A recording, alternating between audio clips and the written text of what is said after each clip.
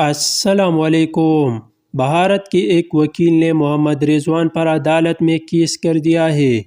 وجہ یہ سامنے آ رہی ہے کہ محمد رضوان نے ورلڈ کپ کے پہلے میچ میں نیدرلینڈ کے خلاف میدان میں نماز کیوں پڑھی ہے۔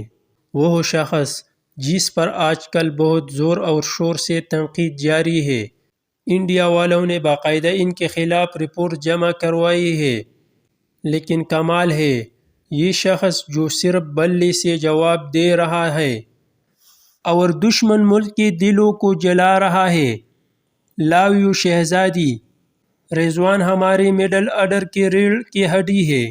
محمد رضوان کے خلاف میچ کے دوران نماز پڑھنے پر بھارتی وکیل کی جانب سے مقدمہ درج کروا دیا گیا۔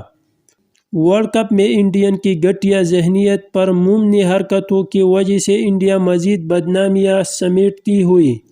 جب آپ کا اللہ پر بھروسہ ہو تو کوئی درد آپ کو روک نہیں سکتا۔